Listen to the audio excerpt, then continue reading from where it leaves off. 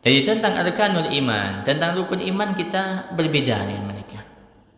Tentang rukun iman, misalnya iman kepada Allah, tadi syahadat sudah berbeda. Misalnya dikatakan dalam iman kepada Allah, kata mereka, Allah yang kita sembah itu berbeda dengan Allah yang disembahnya Abu Bakar dan Umar. Nanti gimana caranya itu? Beda. Pasti berbeda. Jadi kata mereka, Allah yang kita sembah berbeda dengan Allah yang disembah oleh Abu Bakar dan Umar. Nah, begitu mereka melihat tentang rukun iman.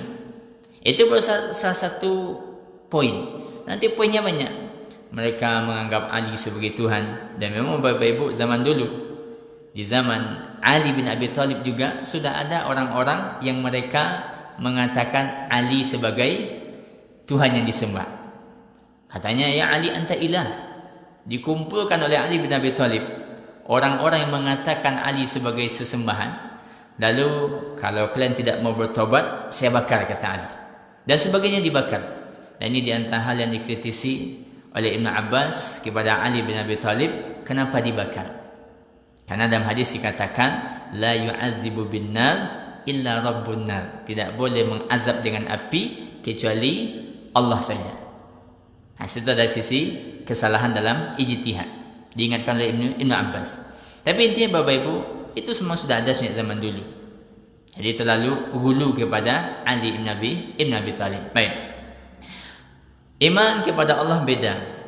Iman kepada Rasul beda juga. Jadi mereka Bapak Ibu meyakini adanya namanya imam. Jadi imam yang mereka mempunyai posisi lebih tinggi dibandingkan Rasul. Kalau dalam Islam siapa yang lebih tinggi? Rasul.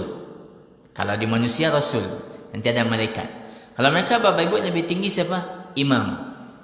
Maka mereka dinamakan dengan imamiyah. Jadi kata mereka, wa inna li a'immatina maqamun. Kata mereka, sesungguhnya bagi imam-imam kami punya maqam, punya tempat. La yasiluhu nabiyyun mursal wala malakun muqarrab. Tidak dicapai itu tempat oleh nabi yang diutus atau oleh malaikat yang dekat kepada Allah. Lalu gimana caranya? Berarti ada nabi dan rasul, ada malaikat, di atasnya ada imam. Saking rusaknya. Artinya bahwa mereka meyakini berbeda antara yang kita yakini tentang posisi rasul. Kalau kita memposisikan bahwa Rasul orang yang paling mulia, Rasul Sallallahu Alaihi Wasallam, mereka imam, sehingga posisi Nabi lebih rendah dalam keyakinan mereka dibandingkan posisi imam. Sehingga nanti mereka berdoanya kepada imam. Itu tadi video yang kita lihat, itu Bapak Ibu di di keningnya ya Husain. Sebagainya ya Fatimah. Itu maknanya apa? Mereka berdoanya kepada Husain, berdoanya kepada Fatimah. Kalau mereka bersumpah begitu juga, wal Husain, demi Husain. Tadi kan mereka bacakan dalam syair mereka, darah ini katanya mau ditumpahkan demi Husain. Yang salah bukan Imam Husainnya, tapi mereka yang salah dalam menyikapi cucu-cucu Nabi Sallallahu Alaihi Wasallam. Darah ini akan ditumpahkan, atau pakai gayanya begini. Kalau sekarang Bapak Ibu gayanya masih begini-gini dulu. Besok kalau agak mulai, apa kata, itu kepala oleh. Kalau sudah semakin banyak, atau nanti mulai nampak-nampak. Sudah semakin banyak, atau pakai pisau oleh. Sudah pakai golok, lama-lama nanti pakai rantai, dan mungkin akan mati oleh itu perayaan. Yang biasanya mereka rayakan di hari Asyura. Perayaan dari salah satu perayaan mereka dari kematian Husain radhiyallahu anhu.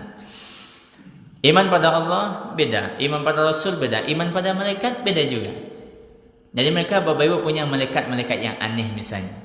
Ada katanya malaikatnya Bapak Ibu yang kerjanya pergi ke kuburan untuk menangisi Husain. Atau kalau misalnya malaikat penjaga kuburan, maka katakan pertanyaannya beda. Apa pertanyaannya? Kalau seandainya ini orang Syiah, selamat. Kalau tidak, azab kubur. Ini mereka punya keyakinan yang berbeda tentang malaikat. Dan mereka juga punya kriminal kepada malaikat Jibril, karena mereka menuduh malaikat Jibril malaikat yang tidak amanah, atau menuduh malaikat Jibril itu malaikat yang bodoh.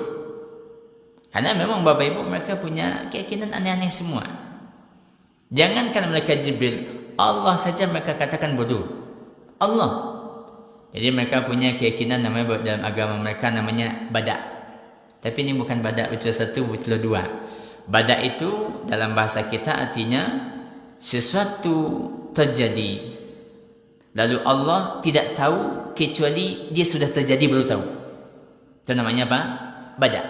Dalam keyakinan mereka. Contoh, misalnya mereka katakan nanti 2050 mereka akan menguasai sepertiga bumi. Lalu ketika tidak mereka kuasai, datang muridnya kepada imam-imamnya. Imam, kenapa kita belum menguasai sepertiga bumi? Jawabannya, Allah badak katanya. Jadi Allah tidak tahu sesuatu kecuali sesuatu sudah terjadi baru Allah tahu. Saking rusaknya Allah pun mereka katakan tidak tahu. Apalagi malaikat. Jadi kata malaikat Jibril itu salah memberi wahyu. Seharusnya kepada Ali, nyasalnya kepada Nabi. Itu saking rusak. Itu iman kepada malaikat. Iman kepada kitab, beda lagi. Ini bahasa yang cukup panjang. Tentang bagaimana mereka meyakini Al-Quran kita ini, Al-Quran yang sudah dirubah-rubah, sebagainya sudah hilang, dan ini hanya sepertiga saja. 2/3-nya ada pada imam mereka, Imam Mahdi mereka, yang mereka namakan dengan Lauhul Fatimah, atau lembaran-lembaran yang ditulis oleh Ali bin Abi Thalib untuk Fatimah dan seterusnya. Dan mereka bikin kitab-kitab yang banyak tentang perubahan yang terjadi pada Al-Quran. Nanti sampai pada bahasan mereka mentafsirkan semau mereka. Tentang penafsiran yang ada di dalam Al-Quran. Jadi tentang Al-Quran beda. Iman kepada hari akhir beda juga. Jadi kalau kita meyakini hari akhir itu yang akan menjadi raja siapa? Allah. Wal amru yawma izin lillah. Yawma la tamliku nafsun li nafsin syai'a. Wal amru yawma izin lillah. Kalau mereka Bapak Ibu tidak Allah. Siapa yang akan menjadi raja itu? Imam Ali. Jadi nanti di akhirat, Bapak Ibu dikumpulkan, Anda orang Syiah? Iya. Kalau iya, dah masuk surga. Kalau tidak, masuk neraka. Begitu keyakinannya. Makanya mereka jaga adalah Syiah mereka saja. Sehingga bahkan Bapak Ibu mereka punya keyakinan yang aneh juga, namanya keyakinan Aqidatuddin. Jadi Aqidatuddin itu keyakinan tentang asal tanah penciptaan. Asal tanah penciptaan. Apa maksudnya? Kalau orang Syiah itu asal tanah penciptanya memang sudah dari tanah yang baik. Jadi apapun dosa dilakukan tidak memberikan pengaruh, tetap masuk surga. Kalau orang Islam ini memang dari sononya sudah kotor. Begitu menurut keyakinan mereka. Dari sononya memang sudah rusak. Dari sononya memang sudah tidak bersih. Sehingga walaupun kita mau sholat, mau berpuasa, mau zakat, apapun ibadah, kesimpulannya tetap di neraka. Begitu keyakinan mereka. Tapi ini keyakinan Bapak Ibu kebanyakannya disembunyikan oleh tokoh-tokoh mereka. Kalau tidak bisa terjadi kekacauan. Ini Bapak Ibu rahmatullah. Jadi dalam masalah iman pada Allah, iman pada Rasul, rukun iman semuanya beda. Sehingga kadang-kadang saya heran dengan sebagian orang. Kira-kira yang mau kita samakan itu yang mana? Kalau orang kadang tanyanya Bapak Ibu, ana beda kita Syiah. Kalau saya sukanya balik menanya, kira-kira sama kita dengan mereka apa? Dari sisi mana kita ada sama? Semuanya beda. Tidak ada yang sama. Sehingga kalau orang tanya berapa bedanya, ya dia mau berapa pun kita carikan, kita temukan bedanya. Sehingga pertanyaan tidak boleh ditanyakan apa beda kita. Tapi yang kita tanyakan, kira-kira kita sama dengan mereka dari sisi apa? Semuanya beda. Yang sama tadi apa? Cuma satu, hasil dari tipuan saja. Semuanya beda. Baik. Dalam ibadah Bapak Ibu, kita masuk pada bab ibadah. Dan bab ibadah semuanya juga beda. Sebutlah wudu, kemudian apa lagi? Salat, haji, puasa, beda semuanya. Bahkan sampai zikir pagi dan petang. Ini agak mudah kita lihat kita dengar kira-kira ini ada tidak di dalam zikir pagi dan petang. Ini bisa zikir pagi Bapak Ibu dan petang itu kan ada di TV Al-Manar. Zikir pagi aja ada musiknya.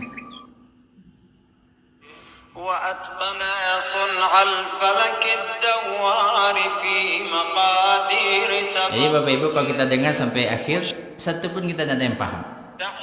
Satu pun tidak ada yang.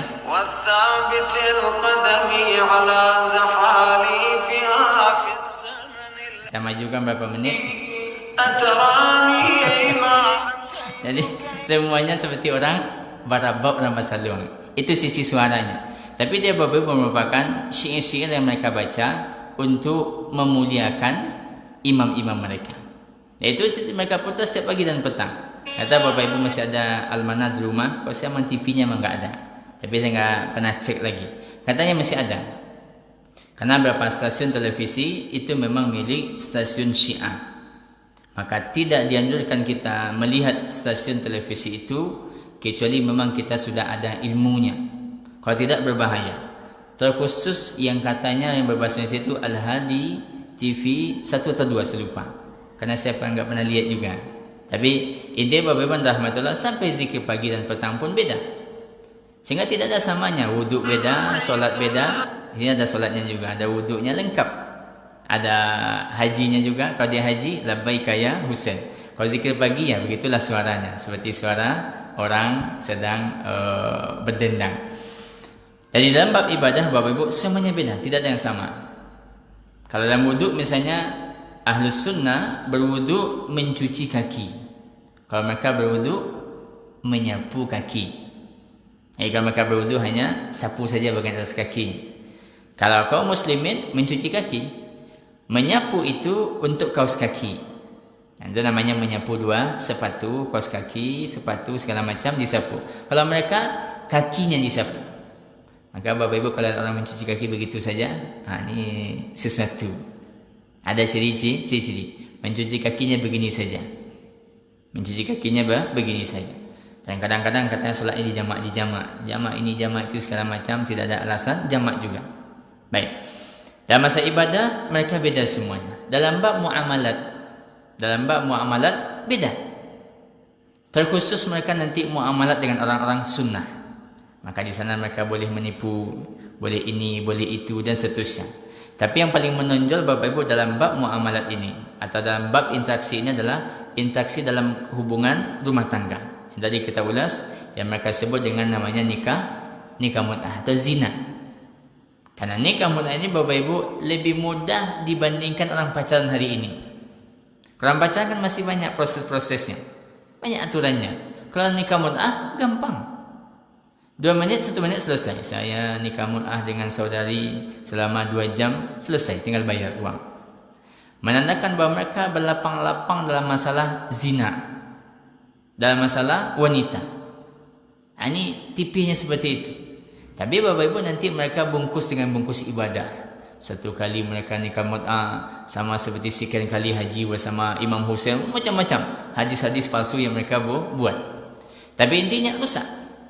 Dan memang Bapak Ibu di Iran di antara negeri yang banyak terjadi tingkat perzinahan dan juga banyak tingkat penyakit yang berhubungan dengan AIDS dan segala macam.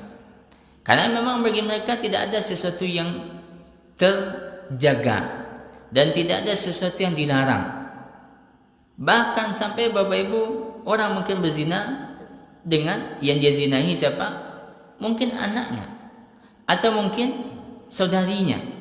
Dan seterusnya, karena memang sembarang saja. Namanya nikah mut'ah itu ya nikah, berapa jam, berapa waktu dibayar, selesai. Sehingga ini Bapak Ibu menimbulkan kerusakan yang besar. Nasabnya rusak, kemudian kesehatan rusak semuanya. Dan itu bagi mereka sebuah keyakinan dalam beragama. Begitu rusaknya. Karena memang Bapak Ibu kalau dalam Islam, bagi kita kan pernikahan sesuatu yang sakral, yang akan menjaga kebahagiaan kita. Sehingga kita kalau menikah dengan seorang wanita aman, tidak ada masalah. Dia tidak boleh begini, tidak boleh begitu, tidak boleh segala macam, ada aturannya. Yang kita sebagai suami kan juga ada, tapi bagi mereka tidak. Mau nikah mut'ah dengan wanita yang punya suami, mau nikah mut'ah dengan saya, silakan siapapun. Makanya dikisahkan dalam sebuah buku tentang imam mereka yang namanya Khomeini. Itu buku ditulis oleh seorang murid dari mantan Khomeini. Judul bukunya Lillahi Tsumma Litarikh. Ini sudah buku sudah diterjemahkan. Dikisahkan Bapak Ibu, Khomeini ketika datang ke sebuah negeri di Irak, jadi dia diundang makan. Ya biasalah kalau orang diundang makan, kan senang hati yang mengundang. Yang mengundangnya senang. Karena yang singgah siapa? Imam Khomeini namanya. Yang Khomeini yang paling banyak meletakkan dasar-dasar keyakinan agama Syiah kontemporer. Lalu ketika dia sedang makan, nampak anak kecil, perempuan, cantik. Lalu katanya, saya mau menikah mut'ah dengan anak gadis kecil itu. Karena bapaknya ini hormat kepada Khomeini, karena dia imamnya imam Syiah, setuju, kasih. Lalu mereka malamnya dinikahkan, lalu tinggal sekamar. Lalu kata Syekh Husain Musawi ini mantan orang Syiah, mantan muridnya Khomeini, katanya saya dengar malam-malam teriakan anak kecil itu memilukan. Teriakan anak kecil memilukan. Pagi-pagi mereka makan, sarapan pagi.